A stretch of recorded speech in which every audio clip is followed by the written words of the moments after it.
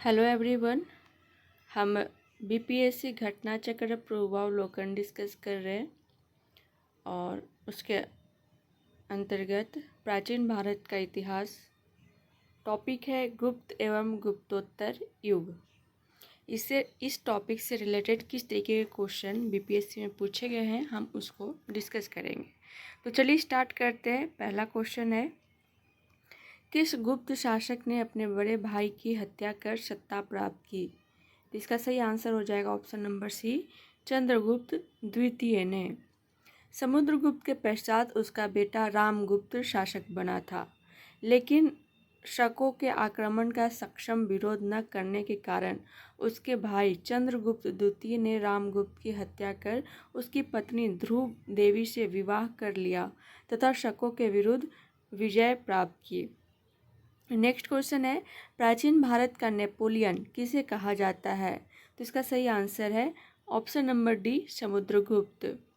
इतिहासकार विंसेंट ई स्मिथ ने अपनी रचना अर्ली हिस्ट्री ऑफ इंडिया में समुद्रगुप्त की वीरता एवं विजयों पर मुग्ध होकर उसे भारतीय नेपोलियन की संज्ञा दी है। समुद्रगुप्त की विजयों का वर्णन प्रयाग प्रशस्ति में मिलता है और इसके लेखक हरिसेन थे। नेक्स्ट क्वेश्चन है, गुप्त सम्राट जिसने हूनों को पराजित किया था, किसने हूनों को पराजित किया था? स्कंदगुप्त। ऑप्शन नंबर सी इसका सही आंसर हो जाएगा। हूनों का पहला भारतीय आक्रमण गुप्त सम्राट स्कंदगुप्त के शासनकाल में 455 ईस्वी में हुआ तथा स्कंदगुप्त के हाथों वे बुरी तरह परास्त हुए। यह आक्रमण एक धावा मात्र रहा और देश के ऊपर इसका कोई तात्कालिक प्रभाव नहीं पड़ा, किंतु परोक्ष रूप से इसने गुप्त साम्राज्य के पतन की गति को तेज कर दिया। स्कंदगुप्त की मृत्यु के बाद 5वीं शताब्दी के अंत तथा 6ठी शताब्दी के प्रारंभ में उत्तर पश्चिम के कई क्षेत्रों में पर हूनों ने कब्जा कर लिया था। नेक्स्ट क्वेश्चन है, नालंदा विश्वविद्यालय का संस्थापक कौन था? तो इसका सही आंसर हो जाएगा option number B, Kumaragupta. Xuanzang के अनुसार नालंदा विश्वविद्यालय का संस्थापक शक्रादित्य था, जिसने बौद्ध धर्म के त्रिरत्नों के प्रति अपनी महती श्रद्धा के कारण इसकी स्थापना करवाई थी। शक्रादित्य की पहचान कुमारगुप्त प्रथम से की जाती है। कुमारगुप्त की प्रसिद्ध उपाधि महेंद्रादित्य थी। नालंदा विश्वविद्यालय के स्थापना का युग है, तो इसका सही आंसर है गुप्त। ठीक है। नालंदा एक विख्यात बौद्ध पीठ एवं विश्वविद्यालय था। यह दक्षिणी बिहार में राजगीर के निकट स्थित था। इसके ध्वंसावशेष बड़ा गांव ग्राम में दूर तक आज भी बिखरे पड़े हैं। 5वीं शताब्दी के मध्य गुप्त शासकों के समय में नालंदा विश्वविद्यालय अस्तित्व में आया। सर्वप्रथम कुमारगुप्त प्रथम ने नालंदा बौद्ध विहार को दान दिया और बाद में बुद्धगुप्त तथा बलादित्य नामक गुप्त शासकों ने भी इस विहार को दान दिए। नेक्स्ट क्वेश्चन है, नालंदा विश्वविद्यालय किस लिए विश्व प्रसिद्ध था? तो इसका सही आंसर हो जाएगा ऑप्शन नंबर सी, बौद्ध धर्म दर्शन। यह बौद्ध दर्शन के अध्ययन के लिए विश्व प्रसिद्ध था। इसी के अध्ययन के लिए चीनी यात्री वेनसांग यहाँ आया था। नेक्स्ट क्वेश्चन है, नालंदा महाविहार किसके लिए विख्यात है? तो इसका सही आंसर हो जाएगा ऑप्शन नंबर सी, पाली अनुसंधान संस्थान के लिए। नालंदा महाविहार बौद्ध अध्ययन का आधुनिक केंद्र है। 20 नवंबर 1951 को इसकी आधारशिला रखी गई थी। इसके केंद्र में बौद्ध एवं पाली अनुसंधान संस्थान है। यहाँ बड़ी संख्या में श्रीलंका, जापान, कोरिया, तिब्बत, भूटान आदि देशों से पाली एवं बौद्ध अध्ययन पर अनुसंधान हेतु विद्यार्थी आते हैं। नेक्स्ट क्वेश्चन है, नालंदा विश्वविद्यालय के विनाश का कारण था? तो इसका सही आंसर है ऑप्शन नंबर ए, मुसलमान। नालंदा विश्वविद्यालय पर बख्तियार खिलजी के अधीन तुर्क मुस्लिम आक्रमणकारियों द्वारा नष्ट किया गया था। यह भारत में बौद्ध मत के पतन के लिए अंतिम प्रहार के रूप में देखा जाता है। नेक्स्ट क्वेश्चन है, नीचे 2 वक्तव्य दिए गए हैं जिनमें एक कथन ए और दूसरा कारण आर, दोनों को ध्यानपूर्वक पढ़ें। कथन है 12वीं शताब्दी के अंत तक नालंदा महाविहार का पतन हो गया। सही है या गलत? बिल्कुल सही है। ठीक है।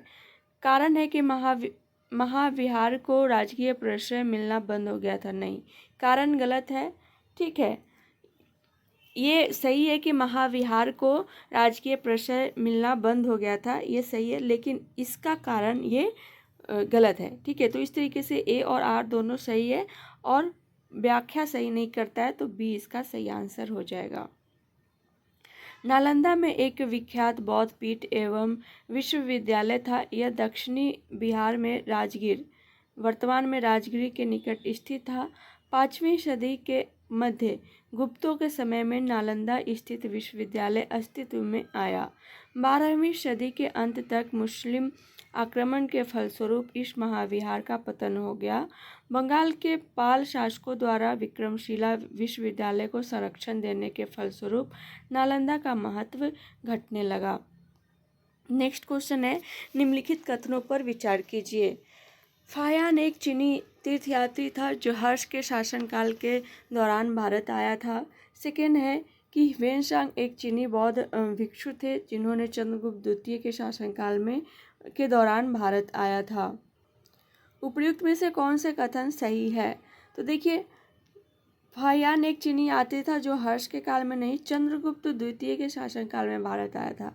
ठीक है, और वे ह्वेनसांग एक चीनी बौद्ध भिक्षु है जो चंद्रगुप्त द्वितीय के काल में नहीं, ये हर्ष के काल में शासन आया था। दोनों एक दूसरे से वो है। ठीक है, फाहियान का आंसर होगा चंद्रगुप्त द्वितीय के शासनकाल और ह्वेनसांग हर्ष के शासनकाल, तो दोनों कथन गलत हो जाता है। तो इस तरीके से उपयुक्त में से कोई सही नहीं है। फाहियान एक चीनी यात्री था और चंद्रगुप्त द्वितीय के शासनकाल के दौरान भारत का दौरा किया था। उसने यहाँ के लोगों के जीवन का विस्तृत विवरण लिखा। उसने अपने विवरण में राजा के नाम का उल्लेख नहीं किया। चीनी यात्री ह्वेनसांग ने सम्राट हर्ष के शासनकाल के दौरान भारत का दौरा किया था। उसने हर्ष द्वारा नालंदा में निर्मित कई मंजिलों वाले मठ की महिमा का वर्णन किया है। उसने अपने विवरण में लिखा है कि हर्ष के काल में शूद्र कृषि करते थे। उसने अपने वृत्तांत में प्रयागराज में आयोजित सम्मेलन का भी उल्लेख किया है। ठीक है, नेक्स्ट क्वेश्चन है, प्रसिद्ध चीनी यात्री फाहियान किसके शासनकाल में भारत की यात्रा की थी? तो इसका सही आंसर हो जाएगा ऑप्शन नंबर बी, चंद्रगुप्त द्वितीय। चीनी यात्री शुंग यून ने भारत की यात्रा की थी। कब की थी ये? 518 से 521 ईस्वी। ठीक है, तो इसमें कोई भी आंसर ऑप्शन नहीं है। ऑप्शन नंबर ई इसका सही आंसर हो जाएगा, उपयुक्त में से कोई नहीं। चीनी यात्री शुंग यून ने 518 ईस्वी से 521 ईस्वी तक भारत की यात्रा की तथा इसने अपनी 3 वर्षों की यात्रा में बौद्ध धर्म की प्रवृत्तियां एकत्रित की थी। नेक्स्ट क्वेश्चन है, चीनी यात्री इत्सिंग ने बिहार का भ्रमण कब किया था? तो इत्सिंग ने बिहार का भ्रमण 671 से 695 के बीच किया था। तो इसका सही आंसर डी हो जाएगा, उपयुक्त में से कोई नहीं। चीनी यात्री इत्सिंग ने 671 से 695 ईस्वी, जब वह युवक था, अपने 37 बौद्ध सहयोगियों के साथ बौद्ध धर्म के अवशेषों को देखने की इच्छा के पश्चात विश्व का भ्रमण करने का निश्चय लिया। बाद में उसके साथियों ने उसका साथ छोड़ दिया तथा वह अकेले कैंटन नगर से जहाज में बैठकर भारत की यात्रा पर चल पड़ा। वह दक्षिण के समुद्री मार्ग से होकर भारत आया और सुमात्रा होते हुए चीन वापस लौट गया। नेक्स्ट क्वेश्चन है, नगरों का क्रमिक पतन किस काल की एक महत्वपूर्ण विशेषता थी? तो इसका सही आंसर होगा ऑप्शन नंबर ए, गुप्त काल। गुप्त काल में नगर क्रमिक पतन की ओर अग्रसर हुए। संपूर्ण गंगा घाटी में जो शहर पहले अत्यंत समृद्ध अवस्था में थे, उनमें से अधिकांश को गुप्त युग में या तो त्यागपत्र दिया गया या वहां के आवासन में पर्याप्त विघटन हुआ। पाटलिपुत्र जैसे महत्वपूर्ण नगर ह्वेनसांग के आगमन तक गांव बन गया। मथुरा जैसा महत्वपूर्ण नगर एक कुम्हार सोनपुर, सौगौड़ा और उत्तर प्रदेश में गंगा घाटी के अनेक महत्वपूर्ण केंद्र हास के ही प्रमाण प्रस्तुत करते हैं। नेक्स्ट क्वेश्चन है, निम्नलिखित में से कौन सा बंदरगाह गुप्त काल में उत्तर भारतीय व्यापार के लिए उपयोग किया जाता था?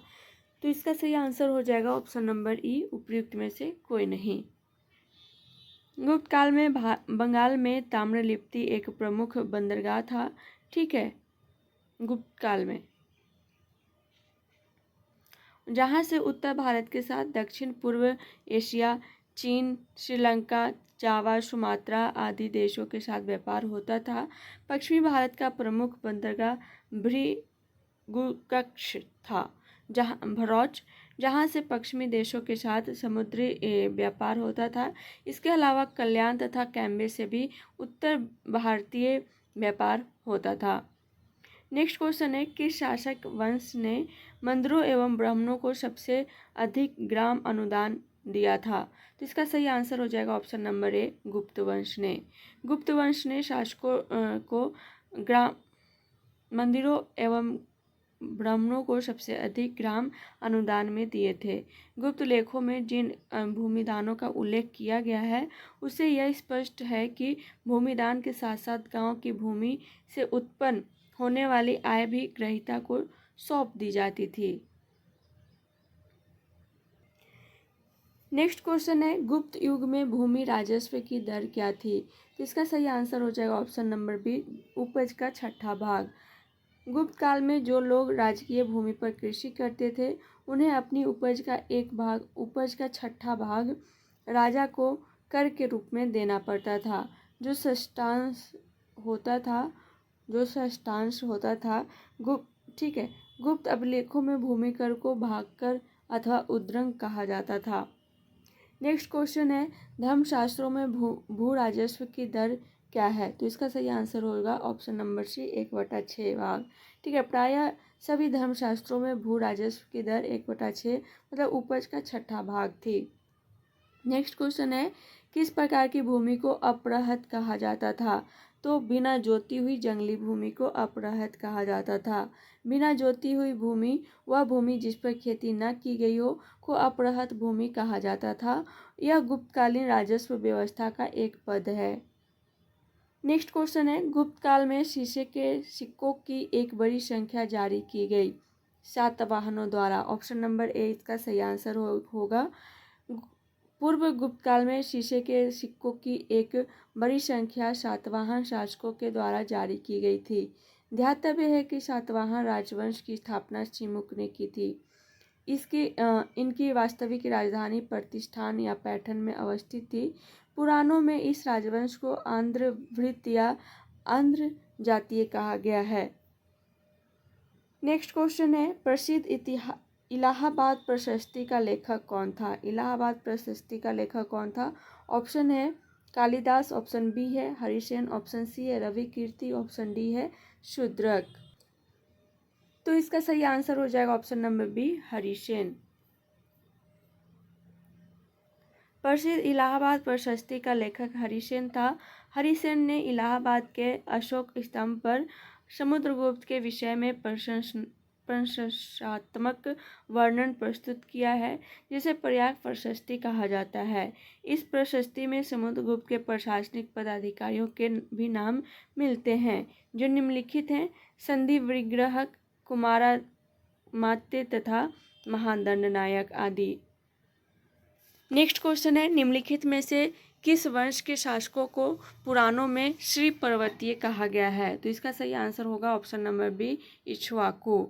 इक्ष्वाकु वंश के शासकों को पुराणों में श्री पर्वतीय, श्री पर्वत का शासक तथा आंध्रवृत्त, आंध्रों का नौकर कहा गया है।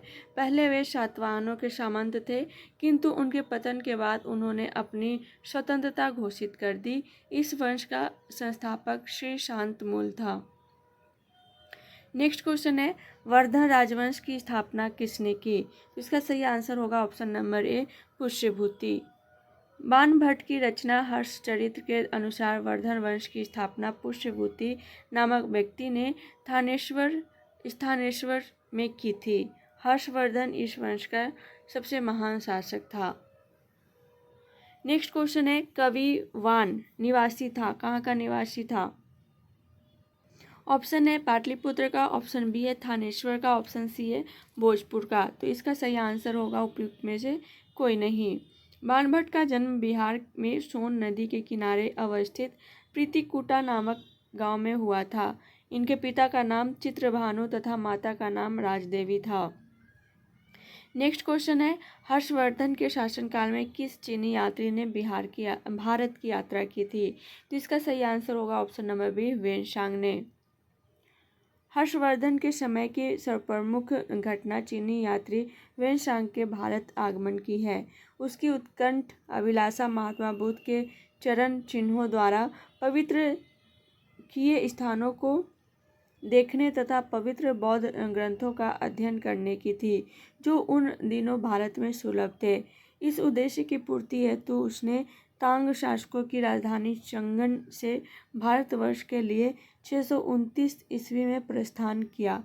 अपनी भारत यात्रा के ऊपर उसने एक ग्रंथ लिखा जिसे सीयूकी कहा जाता है। नेक्स्ट क्वेश्चन है, निम्नलिखित में से किस शासक ने हर्ष के समय असम पर शासन किया था? तो इसका सही आंसर होगा option number B, Bhaskar Varman ने। ठीक है, हर्ष के समय पर भास्कर वर्मन ने असम पर शासन किया था। भास्कर वर्मन कामरूप असम का अंतिम शासक था।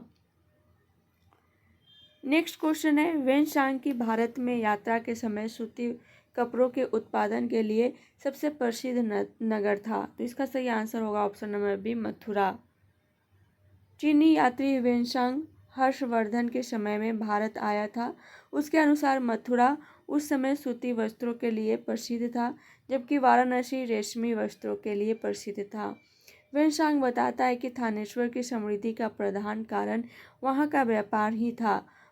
बान ने थानेश्वर नगरी को अतिथियों के लिए चिंतामणि भूमि तथा व्यापारियों के लिए लाल भूमि बताया है। यहाँ के निवासी अधिकांशतः व्यापारी थे जो विभिन्न वस्तुओं का व्यापार करते थे। उज्जैनी तथा कन्नौज भी इस काल में आर्थिक दृष्टि से अत्यंत समृद्ध थे। नेक्स्ट क्वेश्चन है, 7वीं शताब्दी ईसा पूर्व के दौरान भारत का कौन शासक था जो बौद्ध धर्म के संरक्षण और सांस्कृतिक गतिविधियों के समर्थन के लिए जाना जाता था? तो इसका सही आंसर हो जाएगा ऑप्शन नंबर बी, हर्ष। 7वीं शताब्दी ईसा पूर्व के दौरान भारत का पुष्यभूति वंश का शासक हर्षवर्धन बौद्ध धर्म के संरक्षण और सांस्कृतिक गतिविधियों के समर्थन के लिए जाना जाता है। हर्षवर्धन ने लगभग 606 ईस्वी से 647 ईस्वी मतलब 41 वर्षों तक शासन किया। नेक्स्ट क्वेश्चन है, चीनी यात्री वेनसांग ने किस विश्वविद्यालय में अध्ययन किया था? तो इसका सही आंसर हो जाएगा ऑप्शन नंबर डी, नालंदा विश्वविद्यालय। 637 ईस्वी में वेनसांग नालंदा विश्वविद्यालय गया और इस समय यहाँ के कुलपति आचार्य शीलभद्र थे। लगभग 1.5 वर्ष तक नालंदा में निवास कर उसने योग शास्त्र का अध्ययन किया। इसके बाद वह बंगाल, उड़ीसा, धान्यकटक होता हुआ कांची पहुंचा। अपनी यात्रा के दूसरे दौर में वेनसांग पुनः नालंदा आया और वहां उसने व्याख्यान दिए। नेक्स्ट क्वेश्चन है, गुप्त वाकाटक युग में तार्किक तर्क और बहस पर ध्यान केंद्रित करते हुए भारतीय दर्शन के किस महत्वपूर्ण स्कूल का विकास हुआ? तो इसका सही आंसर होगा ऑप्शन नंबर ए, वैशेषिक। गुप्त वाकाटक युग में तार्किक तर्क और बहस पर ध्यान केंद्रित करते हुए भारतीय दर्शन स्कूल वैशेषिक का विकास हुआ। न्याय दर्शन के संस्थापक गौतम हैं और न्याय दर्शन के अनुसार ज्ञान वैध या अवैध हो सकता है। वैध ज्ञान को प्रभा और अवैध ज्ञान को अप्रभा कहा जाता है। तो आज के लिए इतना ही, मिलते हैं नेक्स्ट क्लास में नेक्स्ट टॉपिक के साथ। तब तक के लिए thank you so much and all the best.